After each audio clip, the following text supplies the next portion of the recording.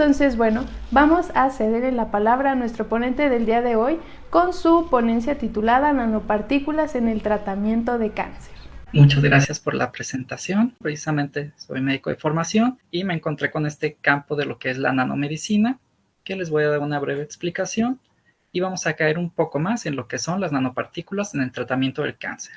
Ahora bien, primero me gustaría definirles lo que es el cáncer, ya que en muchas ocasiones podemos escuchar de lo que es el cáncer como tal, pero no nos dicen qué es, sino que solo nos dicen que son células malignas, células rebeldes, células que están deformadas, pero el cáncer de manera más específica lo podemos definir como un conjunto de enfermedades. Este sí se caracteriza por una proliferación descontrolada, pero hay otras cosas que también caracterizan al cáncer, que además de la proliferación descontrolada, tenemos también que presenta el cáncer una evasión de los supresores del crecimiento, puesto crecen de manera totalmente descontrolada.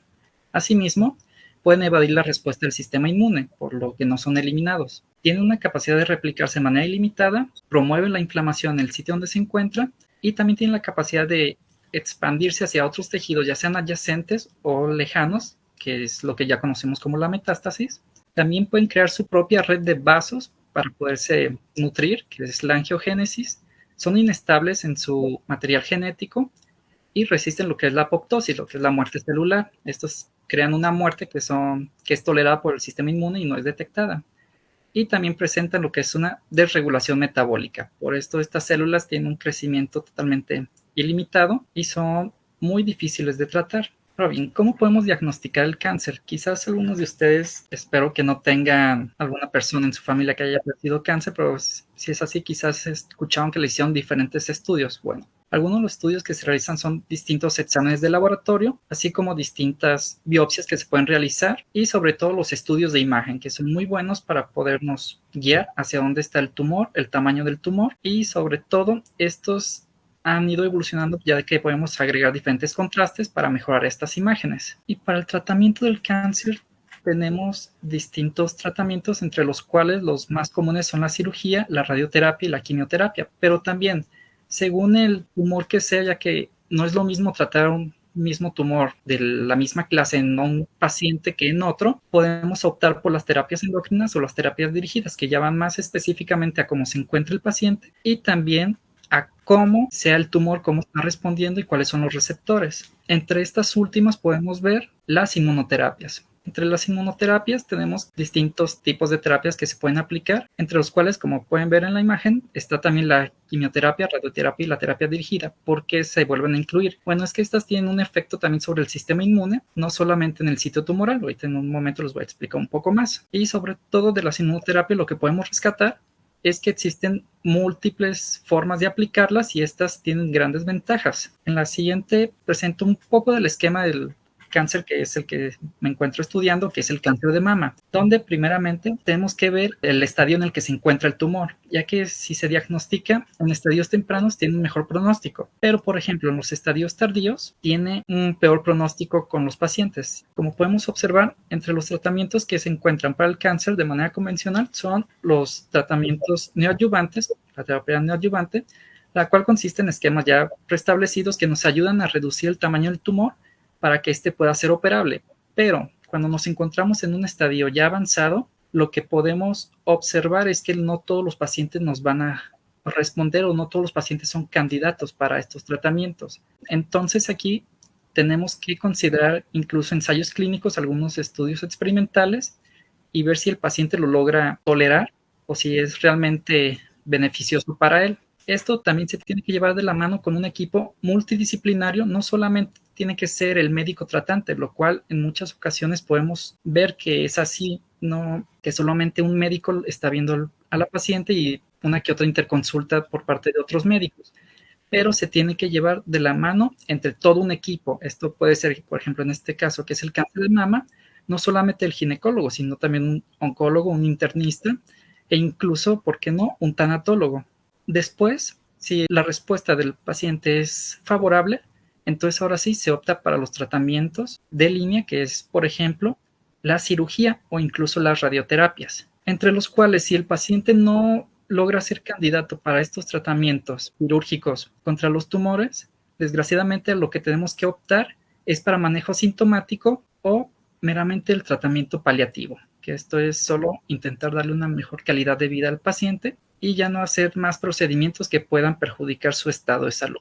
En cambio, si todo es favorable, podemos optar por las terapias adyuvantes, que estas nuevamente son otras terapias que logran complementar el tratamiento que ya se le dio al paciente, con lo cual pues podemos ya tener una menor tasa de reincidencia de los tumores. Asimismo, podemos hacer que el paciente pueda recobrar un poco de la movilidad que haya perdido o el estado de salud que haya incluso perdido por el diferente tumor que haya presentado. Y además de esto, de la terapia, no es solamente como darle el medicamento o la terapia al paciente y dejarlo ir, sino que tenemos que mantener una vigilancia muy estrecha con el paciente, y esto nuevamente no tiene que ser solamente por el médico tratante, sino por todo un equipo multidisciplinario para que en verdad tenga una buena recuperación el paciente. En esta imagen les quiero presentar lo que son el avance por ejemplo, en el cáncer de mama cuando se emplean las terapias convencionales, que como podemos observar aquí hay 4 tipos diferentes de cáncer de mama. El cáncer de mama pues tiene distintos subtipos. Entre los primeros 2 pues el luminal A y el luminal B, que estos tienen unos receptores muy marcados con los cuales es posible tratarlos con las terapias endocrinas y la terapia dirigida. Sin embargo, ya tenemos otros limitantes como es los tumores de mama, que son HER2 positivos, que solamente tienen este receptor pero tiene cierta resistencia. Y los triple negativos, como su nombre lo indica, es que no tienen ninguno de estos receptores que nos sirven para tratarlos. Como podemos observar en la primera imagen, en el estadio 1 tenemos una muy buena respuesta de las terapias convencionales e incluso con algunas inmunoterapias. Esto es casi el 100% de los pacientes, aproximadamente un 92% de supervivencia. Pero ya en un estadio 2 vemos que baja de una manera muy rápida en aquellos tumores triple negativos que son los más resistentes. Ya en los estadios avanzados, que es el estadio 3 y 4, estos tumores triple negativos ya presentan una tasa de supervivencia muy baja. Su tasa de mortalidad es bastante alta y presentan una incidencia de aproximadamente el 10-20% según el subtipo. Lo que hace difícil de tratar estos tumores precisamente es que no presentan los receptores a los cuales van las terapias dirigidas. Son muy poco inmunogénicos, lo cual quiere decir que no tienen suficiente respuesta por parte del sistema inmune. Y además, según la literatura que puedan consultar, existen entre 6 y 12 subtipos diferentes del triple negativo, lo que lo hace muy difícil. Sin embargo, cuando se empezó a implementar las inmunoterapias, podemos observar, se proyectaba que iban a ser bastante buenas. Se vio que en ciertos tumores funcionaban bastante bien. El problema fue que cuando se utilizaban como monoterapia, no tenían un mejor resultado que las terapias convencionales. Sin embargo, conforme se empezó a investigar más, se vio que al combinar las terapias convencionales con las inmunoterapias, había un mejor resultado en la mayoría de los tumores.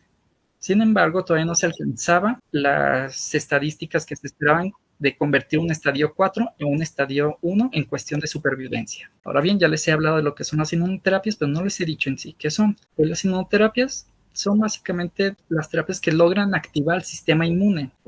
Una de sus ventajas es que presentan menos efectos secundarios y nos sirven más en el sitio tumoral.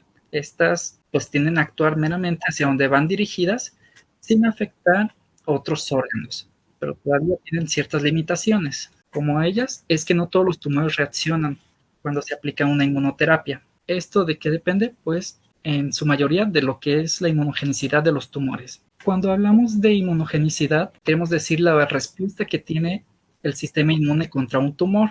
Y para esto se propone, entre todas las clasificaciones que existen para el cáncer, lo que es el Immunoscore. El Immunoscore solamente nos dice el infiltrado de las células que haya, ya sea en la periferia o en el centro del tumor, de las células CD3 y CD8, que son bastante importantes de la actividad antitumoral contra los tumores. El Immunoscore lo manejamos entre un Immunoscore 0 y un Immunoscore 4, donde el 0 es el que se encuentra en este caso hasta el lado izquierdo, los cuales son los tumores conocidos como tumores fríos. Estos tumores no tienen un infiltrado celular, no responden a muchas de las terapias y son los de peor pronóstico. Entonces, en esta pequeña imagen, intenten ubicar un punto café, que son las células del sistema inmune infiltradas.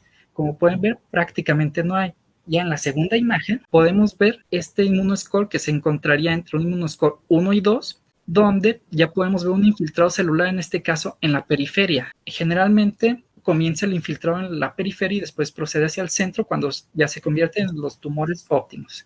Ahora bien, en los tumores conocidos como tumores calientes, que son aquellos que tienen un inmunoscore 4, son los tumores que conocemos como óptimos, tumores inflamados. Estos tienen una excelente respuesta contra, cuando se aplican las inmunoterapias. Estos sí tienden a responder ante los tratamientos convencionales, de combinaciones de inmunoterapias y múltiples tratamientos. Como pueden ver en la imagen, ahora sí, cada puntito café es una célula infiltrada en el tumor. Aquí ya no podemos distinguir si están en la periferia o en el centro porque realmente están abarcando todo el ambiente tumoral. Para poder vencer las barreras que presentan los tumores fríos, como la falta de receptores o incluso que no son sensibles a las terapias, pues se propuso la utilización de la nanomedicina, que como tal la podemos definir como la aplicación de los nanomateriales en el área de la salud, no solamente en la salud humana, sino que también se pueden aplicar a diversas especies. Y para ejemplificar un poco con las cuestiones biológicas y los nanomateriales, está esta imagen donde podemos observar que los nanomateriales, nanopartículas o nanoplataformas que se utilizan generalmente van desde los 10 nanómetros hasta los 100 nanómetros. Sin embargo, hay otras nanoplataformas como lo son los liposomas, estas nanopartículas compuestas de lípidos, que pueden ser más grandes, pero también tienen cierta función en diversos seres biológicos. Como podemos ver aquí, más o menos, en comparación de lo que son los virus o anticuerpos, podemos encontrar nanopartículas de ese tamaño, y el tamaño es bastante importante, ya que si hacemos una nanopartícula bastante grande que sea como del tamaño de una bacteria, pues no nos va a servir de nada. Ahora bien, si hacemos una nanopartícula de un tamaño que pueda ser captada por los tumores o incluso por células, pues entonces nos va a ser muy útil y va a ser más biocompatible. Ahora, ¿cómo qué tipo de nanopartículas podemos utilizar? Las nanopartículas que utilizamos pues pueden ser hechas de diferentes nanomateriales. Generalmente, como les he explicado, pueden ser entre 10 y 100 nanómetros, que sería lo óptimo para su función en los sistemas humanos. Pero también se ha visto que pueden ser incluso de 120 nanómetros, 200, y no hay ningún problema. Todo depende de la función que le queremos dar. Estas pueden ser de diferentes materiales, no por ser seres humanos ni tenemos restricciones en los materiales. No, se ha visto que se pueden utilizar nanopartículas metálicas, nanopartículas de polímeros, algunas nanopartículas orgánicas o incluso membranas de otras especies o incluso de células del mismo cuerpo para crear nanopartículas. Asimismo, la forma que tienen las nanopartículas es bastante importante, ya que esto afecta sus características físicas, como son algunas cualidades ópticas, y también modifican mucho su superficie. No es lo mismo generar nanopartículas esféricas, como son las que mi grupo de investigación está realizando, que realizar alguna nanopartícula en forma de bastón, ya que le podemos dar diferente uso y también pueden o no tener mayor afinidad hacia un sitio. También la superficie es algo que podemos modificar en todas las nanopartículas que queramos utilizar. Entre algunas de las modificaciones que se utilizan en el área de la salud es la implementación de polietilenglicol. Esto nos sirve para que la nanopartícula tenga mayor afinidad hacia el tumor. Asimismo, hace que sea más biocompatible y tenga mayor tiempo en el torrente sanguíneo. Esto nos sirve para que no sea eliminada rápidamente por los riñones o incluso que sea metabolizada en el hígado. Otra ventaja de la superficie que tenemos es que le podemos poner diferentes grupos funcionales y cambiar la carga de la superficie. Esto también nos sirve porque, por ejemplo, si tenemos una carga positiva en nuestra nanopartícula, es más fácil que interactúe con las cargas negativas que se encuentran en la membrana celular. Y una de las ventajas más importantes que tienen es que podemos agregarles diferentes ligandos a estas nanopartículas. ¿Qué quiere decir con esto? Es que le podemos poner anticuerpos específicos. Si ya tenemos el tumor y en la biopsia pudimos observar que tiene ciertos receptores sobreexpresados, pues ¿por qué no? Agregar un anticuerpo que pueda ir directamente contra estos receptores para que tenga mayor afinidad y no se dirija hacia otro sitio que no queremos. Ahora, entre las aplicaciones que tienen las nanopartículas y sus funciones, tenemos que las nanopartículas orgánicas generalmente ya han sido probadas, sobre todo en los tumores que son de pulmón, pero también los liposomas, por ejemplo, que son nanopartículas totalmente lípidos de grasas. Estos se han utilizado por su excelente biocompatibilidad que tienen en diferentes formas, entre ellos que sean agentes de contraste al momento de hacer diagnóstico. Algunas vacunas, como lo fueron las vacunas del COVID, que incluso se desarrolló, por ejemplo, la Pfizer, que es mediante nanopartículas, y también se pueden utilizar para no solamente tratamientos tumorales o diagnósticos, sino diferentes tratamientos. Incluso existen nanopartículas lipídicas que pueden llevar insulina hacia donde se requiere.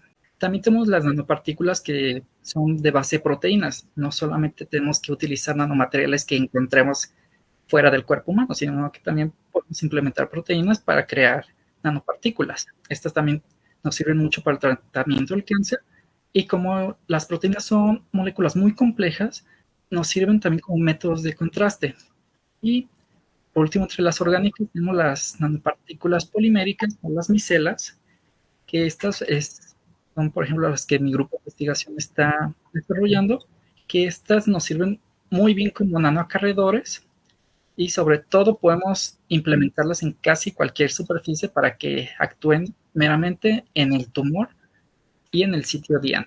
Entre las nanopartículas inorgánicas, como les explicaba, no importa que estas sean meramente inorgánicas o sean metales, también nos sirven en el cuerpo humano. Entre ellas, las nanopartículas de hierro se utilizan generalmente para las terapias de anemia, pero también los metales son muy buenos para hacer contraste al momento de los estudios de imagen. Y estas nanopartículas de metales tienen una ventaja sobre las nanopartículas orgánicas, que es la termoablación de los tumores. En un momento les voy a explicar de esto. Otras nanopartículas que han sido muy estudiadas por su biocompatibilidad son las nanopartículas de sílica, que estas sobre todo sirven como medios de contraste y son muy buenas acarreando diferentes ligandos en la superficie. Asimismo, las nanopartículas de oro son bastante buenas como nanoacarreadores en la terapia de termoablación y también en las terapias fotodinámicas. ¿Qué son estas terapias? Bueno, la termoablación de los tumores hace referencia a que nosotros podemos calentar la nanopartícula para que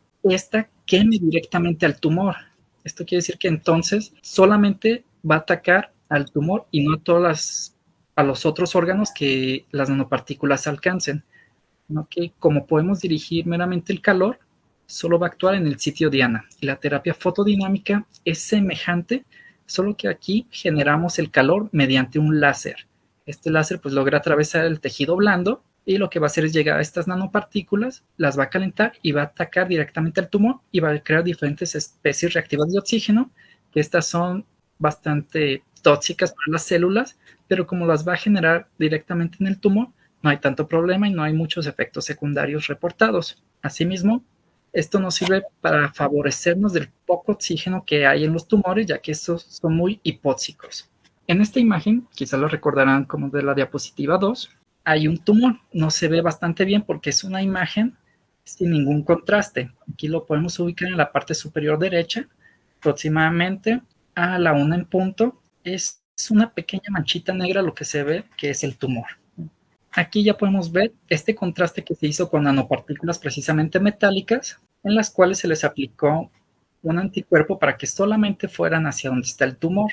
Estas nanopartículas, como pueden ver, es la misma técnica, solo que aquí nos da un mejor contraste y ya podemos ubicar dónde está el tumor y darnos una idea de su forma y su tamaño. Esta es otra imagen donde también existe, ya este es un tumor metastásico. Quizás puedan ver realmente que son diferentes manchas. Nuevamente es otra técnica en la cual no hay ningún contraste. Y aquí ya se utilizó nanopartículas donde podemos ver que el infiltrado, estos puntos negros, son las nanopartículas que nos están dando el contraste cuando actúan directamente en el tumor. Entonces, entre las funciones que le podemos dar a estas nanopartículas cuando estamos buscando cáncer, pues es su diagnóstico en los diferentes estudios de imagen que existen. Ahora bien, para tratamiento, las nanopartículas no solamente funcionan con las terapias que les dije, de lo que es la termoablación o la terapia fotodinámica, sino que también podemos utilizar nanopartículas magnéticas. ¿Por qué no aprovechar estas propiedades que tienen las nanopartículas metálicas, en las cuales podemos ver aquí en la imagen A que inyectan directamente las nanopartículas a lo que es el torrente sanguíneo, o si, por ejemplo, es un tumor que se encuentra en la piel, puede ir directamente al tumor. Posteriormente, en la imagen B se aplica un campo electromagnético donde este comienza a desestabilizar esta nanopartícula que está llevando fármacos y comienza tanto a calentarse la nanopartícula, quemar el tumor y además liberar fármaco. Una vez que se elimina el estímulo, la nanopartícula vuelve a su estado, que es la imagen C. donde la nanopartícula ni está molestando al tumor, ni a las células, ni a otros tejidos adyacentes, y sigue conservando un poco de medicamento. Y cuando le ponemos otra vez este estímulo electromagnético, pues vuelve a hacer su efecto de quemar y liberar fármaco. ¿Qué ventaja tiene hacer esto? Bueno, una es que podemos ver cuánta carga de medicamento tiene nuestra nanopartícula antes de inyectarla y podemos calcular aproximadamente cuánto va a estar liberando. Esto nos sirve para no intoxicar al paciente, utilizar solamente el fármaco que nosotros necesitamos para tratar el tumor, y también pues solamente vamos a activar las nanopartículas que lleguen al sitio tumoral. Como les comentaba, que pueden ser administradas en el torrente sanguíneo, pues no se puede garantizar que todas lleguen al sitio tumoral. Entonces las que no lleguen pues no van a ser activadas y no van a afectar a los demás órganos. En la imagen que tenemos del lado derecho podemos ver estos modelos animales que utilizaron, donde en la imagen de abajo el grupo control son estos ratoncitos que se les inoculó el tumor y con las terapias convencionales pues no tuvieron un efecto. Podemos observar que creció el tumor aproximadamente 8 veces, mientras que en aquellas que se aplicó la terapia magnética, podemos ver que tuvo una recesión casi total del tumor.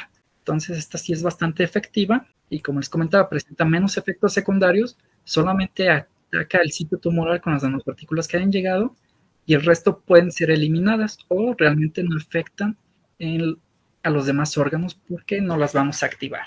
Esta es otra forma en la que podemos aplicar las nanopartículas, que esto es la terapia fotodinámica y la termoablación. Esto es algo de lo que estamos realizando en el laboratorio, donde aquí se sintetizan nanopartículas que llevan fármaco, el cual en este caso es la doxorubicina, y le conjugan una proteína que es fotorreactiva. Esto quiere decir que al momento que un láser toca esta nanopartícula, pues se va a activar.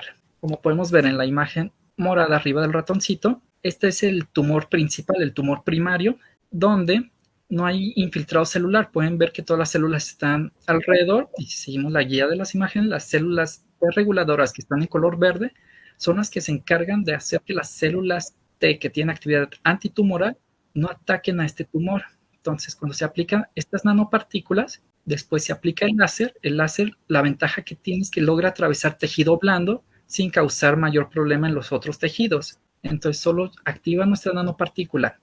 Esta nanopartícula se va a desestabilizar, que es en la imagen ya dentro de la célula, y va a hacer la doble función, liberar fármaco y quemar a la célula. Entonces, ¿qué va a suceder aquí? ¿Por qué funciona realmente esta terapia? Bueno, esto ya es un poco más de la biología de las células, donde al liberarse este fármaco que nos sirve para aumentar la inmunogenicidad de las células, de hecho es de los que se utilizan generalmente en las quimioterapias, lo que hace es que la célula comience a morir y en la fase preapoptótica va a comenzar a liberar lo que es la calreticulina. Esta proteína favorece la captación de los antígenos por parte de las células dendríticas. Ya que esta célula ya no puede realizar sus funciones, que ya entra en la fase apoptótica, lo que va a hacer es que se liberen lo que es el adenosíntrifosfato, mejor conocido como el ATP, y las proteínas de alta movilidad del grupo 1, que esto nos funcionan como patrones de daño que las células van a reconocer y entonces van a ver qué está sucediendo en este sitio. Posterior a esto, que ya se liberaron estas 3 moléculas, que es el ATP, la calreticulina y las proteínas de alta movilidad, las células dendríticas van a ser favorecidas al reclutamiento por el ATP. Posteriormente, la calreticulina va a favorecer que se capten los diferentes antígenos tumorales y, por último, las proteínas de alta movilidad favorecen a una buena presentación de estos antígenos entre las células dendríticas y las células T. Entonces, ya que esto se liberó, fue captado por la célula dendrítica inmadura, esta viaja directamente hacia los órganos linfáticos cercanos, puede ser cualquier ganglio linfático, incluso el vaso, donde va a activar a las células T, va a haber una expansión clonal que va a ir dirigidamente todo un ejército de células contra este tipo de tumor. Ya que se activan estas células, como el estímulo sigue y ya pueden reconocer al tumor, van a viajar ya sea donde está el tumor primario o incluso a los tumores metastásicos, tumores que se encuentren lejos del tumor primario, y van a hacer su actividad antitumoral, pudiendo así disminuir el tamaño del tumor, mejorar los síntomas del paciente e incluso, como podemos observar en la imagen central, ya no tenemos estas células verdes, que son las que limitaban a nuestras células azules en su función. Ahora sí, y también las podemos ver infiltradas en el tumor. por lo que el tumor ya perdió incluso este mecanismo de resistencia que tiene, de que hace que mientras más crece, las células que se encuentran en el centro son más resistentes porque no captan el medicamento ni las terapias, y entonces ahora sí, con el infiltrado pueden ser atacadas totalmente por nuestras células del sistema inmune sin necesidad de más medicamentos. Esto tiene menores efectos secundarios y también es un poco más práctico para el paciente. Otra forma que se ha podido implementar, que es bastante buena, bastante compatible con el cuerpo humano, es recubrir las nanopartículas con membranas celulares. Esto quiere decir que hacemos como una nanopartícula con otra nanopartícula, pero con nuestras mismas células o incluso con células tumorales. Esto depende de la aplicación que le queremos dar. En este esquema tenemos que primeramente se toma la sangre del paciente. Se separan las diferentes células que tiene la sangre. En este caso fueron plaquetas, pero también se han hecho estudios con células del sistema inmune, entre ellas lo que son los macrófagos y también células dendríticas y células reguladoras. Se obtiene lo que es meramente la membrana y se internaliza en lo que es la nanopartícula por diferentes métodos, como el método de extrusión, que es meramente como aplanar un poco las membranas junto con las nanopartículas para que salgan del otro lado, ahora sí ya conjugado, como podemos ver en la quinta imagen, donde ya está la nanopartícula dentro de la membrana. Y por último, si le queremos dar un toque final, podemos ponerle receptores a la membrana celular para que tenga mayor afinidad hacia el sitio tumoral. ¿Qué ventaja tiene esto? Bueno, primeramente, por ejemplo, las plaquetas o eritrocitos, si queremos utilizar, es que estos no son molestados por ninguna célula. Son muy buenos acarreadores incluso también de oxígeno si queremos utilizar una terapia fotodinámica, y pues esto va a favorecer que nuestra nanopartícula pueda viajar tranquilamente. Las células del sistema inmune, ¿qué ventaja tiene utilizarlas? Bueno, pues estas pueden ser reclutadas en el sitio tumoral como un mecanismo de evasión del mismo tumor, pero al ir cargadas, pues entonces ya nos ayuda a que tenga precisamente mayor afinidad hacia el sitio tumoral. Y cuando se utilizan membranas, pero de las células tumorales del paciente, que ya es un poco más personalizado el tratamiento, ¿para qué nos servirían? Digo, las células tumorales no van a tener esa afinidad de viajar hacia el sitio tumoral, sino lo que nos va a servir en este caso es para presentar los antígenos directamente contra las células del sistema inmune y ahora sí puedan atacar al tumor. Y una vez que destruyen esta membrana, nuestra nanopartícula pues, puede seguir su viaje normal en lo que es el torrente sanguíneo y llegar hasta el sitio tumoral para poder ser activadas y apoyar a las células inmunes que ya detectaron los antígenos primeramente. Y bueno, aquí se preguntarán entonces si podemos utilizarlas tanto para diagnóstico y tratamiento, una u otra cosa, pero no, incluso se pueden utilizar de diferentes formas. Y también, en este caso, hay diferentes mecanismos para que una nanopartícula pueda viajar, llegar hacia lo que es el sitio tumoral. Entre los diferentes mecanismos que existen, tenemos los pasivos y activos. Entre los pasivos, pues es meramente un ejemplo, dejar que la nanopartícula viaje hacia el torrente sanguíneo y que tenga esta afinidad hacia el sitio tumoral. Se ha visto en diferentes estudios que hay una cierta afinidad de un 30% de todas las nanopartículas que introducimos que llegan hasta el sitio tumoral, mientras que las otras pues tienden a irse hacia otros órganos, entre ellos lo que son riñones e hígado, e incluso hay casos en los que se van hacia cerebro y corazón, lo cual pues sí es un poco preocupante, pero por lo mismo se intenta realizar que estas nanopartículas no se activen por sí solas y que mejor sean activadas ya sea por un láser, un campo electromagnético o incluso el pH que los tumores presentan, que es menor al pH fisiológico. Otros son los mecanismos activos, como les comentaba, cuando se implementan algunos anticuerpos que ya conocemos, podemos hacer que esta nanopartícula llegue directamente al sitio tumoral y la tasa esté dispersa en el resto del organismo, pues sea menor, sino que ahora sí tengamos una captación entre el 50 y 60% de todas nuestras nanopartículas directamente en el sitio tumoral. Y por último, los estímulos que hacen que estas nanopartículas funcionen. Les he explicado de los externos, pero también los internos como lo es el pH o incluso el metabolismo de las células tumorales. Por ejemplo, si hacemos una nanopartícula que sea, por ejemplo, un liposoma, pues va a ser aprovechado por la célula tumoral. Entonces, cuando se degrada esta nanopartícula, va a liberar su fármaco. Asimismo, cuando son reactivas hacia el pH, lo que hacen es solamente actuar cuando el pH baja. Y esto va a suceder en lugares muy hipotóxicos como son los tumores, y pues raramente van a llegar, por ejemplo, al estómago, donde podrían activarse, pero más que nada van a permanecer en el torrente sanguíneo hasta llegar al sitio tumoral, sean absorbidas por estas células tumorales, y ya dentro de la célula con su pH más ácido, pues va a ser degradar esta nanopartícula y liberar su fármaco, y ahora sí hacer solamente la función ahí sin afectar los demás órganos. Quizás sí tienen muchas ventajas, suenan muy atractivas, pero ahorita vamos a ver por qué no son realmente trasladables aún todas hacia el escenario clínico. Las nanopartículas, hay casos en los que nos sirven tanto para tratamiento y diagnóstico al mismo tiempo, como en este caso, estos investigadores utilizan nanopartículas para lo que son tumores cerebrales, y no solamente pueden decir nanopartículas metálicas para que tengan un mejor contraste, sino que también utilizan nanopartículas orgánicas, las cuales pueden modificar totalmente. En este caso le ponen fluoróforos para que puedan ser captados por los diferentes estudios de imagen, y como el cerebro es algo bastante delicado, pues ahora sí, si tienen duda de qué tan grande está el tumor, cuál es el tejido que deben cortar, o por ejemplo si pueden o no acceder a ciertas áreas del cerebro, pues utilizan los estudios de imagen junto con las nanopartículas. Si no pueden acceder, pues bueno, pueden implementar un campo magnético para que la nanopartícula haga la función de atacar al tumor, y también les está diciendo si sí está funcionando o no, y si ya pueden entrar o no a operar.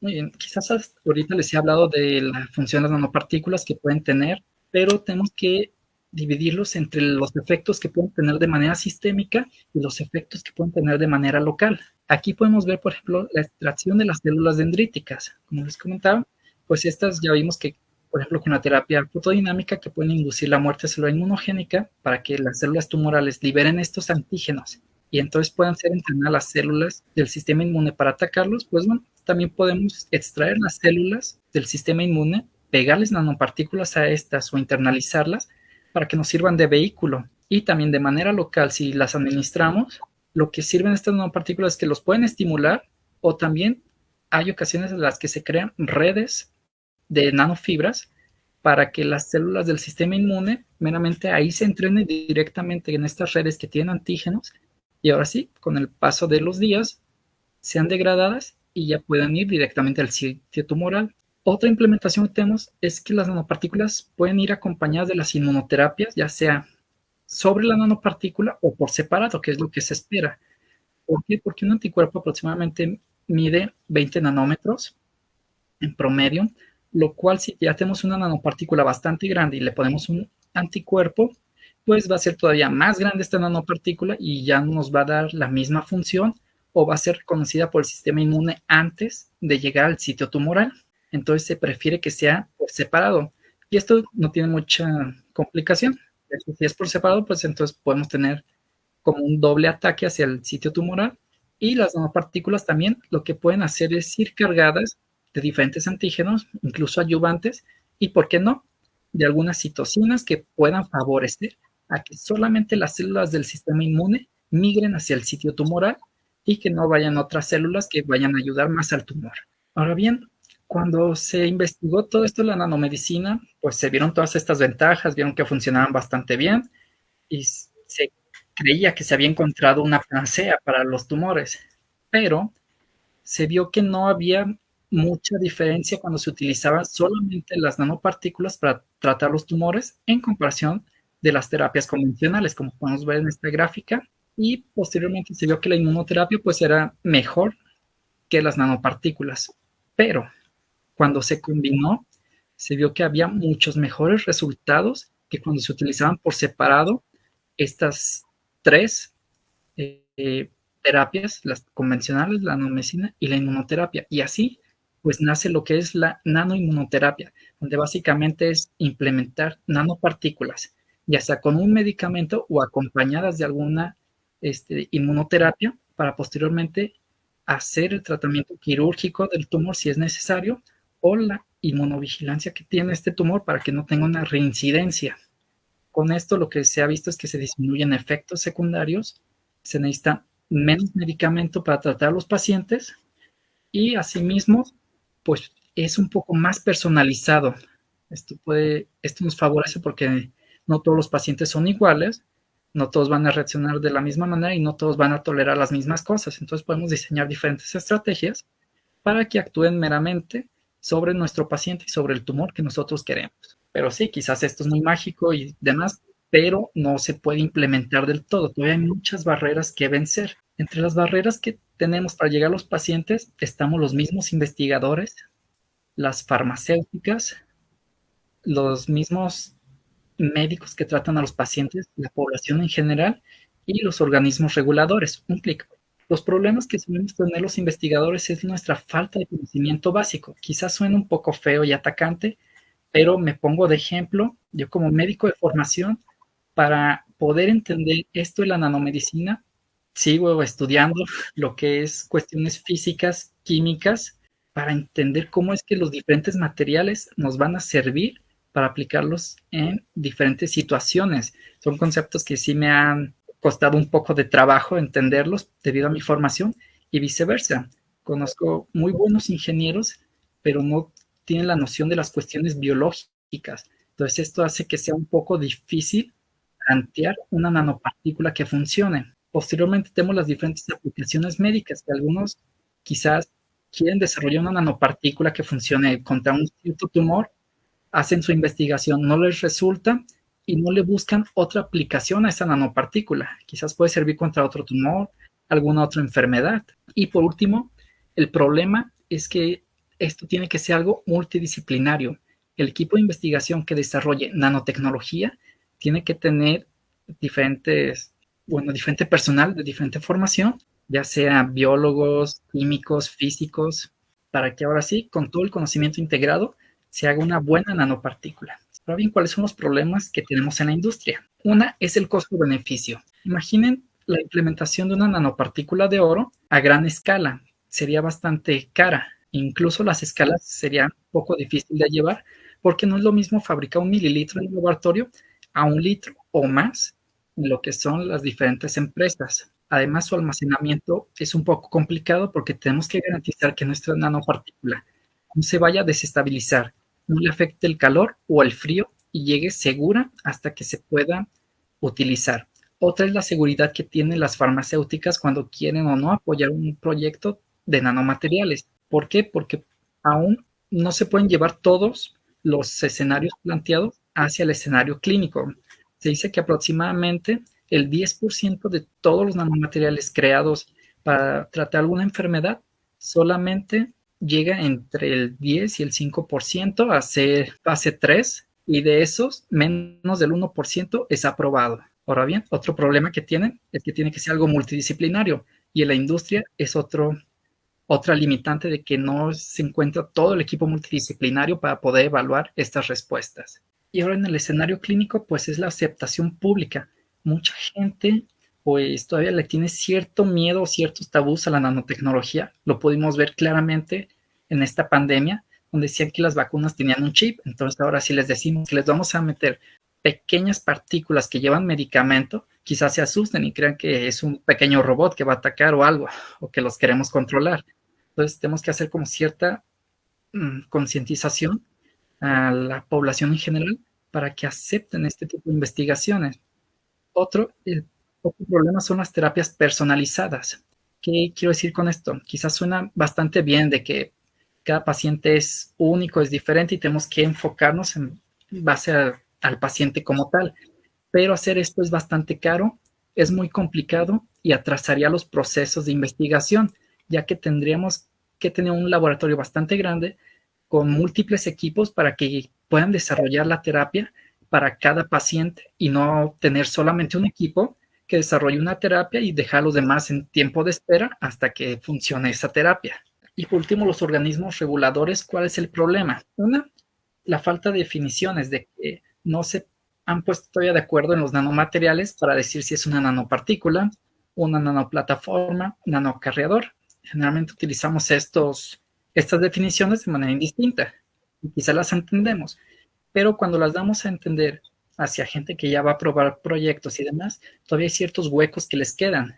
Otra es la falta de regulación. ¿Por qué? Porque todavía no tenemos límites entre los materiales que podemos probar. Sin embargo, ya hay unos aprobados por la FDA, pero todavía hay otros que se hace la lucha para que sean aprobados por la misma FDA para poderlos llevar a otras fases de los fármacos, ya sea fase 2, a fase 3 o ya hacia la comercialización. Otras son los huecos en el conocimiento, que esto va muy de la mano en que es algo multidisciplinario, de que no es lo mismo que yo como médico vaya a presentar ya una patente y que no pueda darle las cuestiones puntuales de lo que es una terapia, a que me acompañe meramente alguien que sea un ingeniero, que ahora sí me pueda explicar de manera muy bien toda esta cuestión de enlaces que tienen que ver con las nanopartículas, todas las fuerzas que interactúan en procesos para su síntesis. Y otro problema que nos encontramos cuando lo presentamos ante los organismos reguladores es la innovación. Ellos generalmente podemos ver que algunos están, se puede decir, casados con una idea y no nos pueden aprobar, por ejemplo, una nanopartícula orgánica cuando ellos prefieren una nanopartícula que sea metálica. En este caso, pues sí, ellos van a decir, oh, pero he visto que hay nanopartículas que funcionan mejor que la tuya. Sin embargo, no hay gran importancia si avanzaron o no en las diferentes etapas. Y además, esto también es como un arma de doble filo, ya que constantemente las nanopartículas están evolucionando. Quizás no han sido llevadas todas al escenario clínico, pero todavía en los modelos experimentales se van encontrando más y más aplicaciones de las nanopartículas, y esto en parte nos sirve porque en algún momento vamos a poder llegar a una estandarización para crear ahora sí una nanomedicina que funcione. Y esto es lo que les quería comentar de qué es multidisciplinario. Bueno, para tener un buen equipo que haga nanomedicina, tenemos que tener químicos, físicos, ingenieros, biólogos, gente que sepa de farmacología y no meramente médicos, pero sí gente que conozca de la medicina como tal. Esto para que podamos integrar así todo lo que funciona de una nanopartícula en cuestiones biológicas. Y como les comentaba, para no desanimarnos si nuestra nanopartícula no funcionó contra un tumor, sino que la podemos probar en otra área, ya sea incluso de la óptica, ¿por qué no? Alguna nanopartícula si no nos funcionó, con otro tumor, o quizás podemos hacer más biocompatible un medicamento, como les comentaba el caso de la insulina. Con esto ya se puede hacer que la insulina se libere en diferentes horarios del día e incluso el paciente puede acudir para que se activen estas nanopartículas y nomás se libere la insulina en ese momento. Y ya por último quisiera agradecerles a todos por su atención, a la doctora Edith por su invitación y aceptación de mi presentación.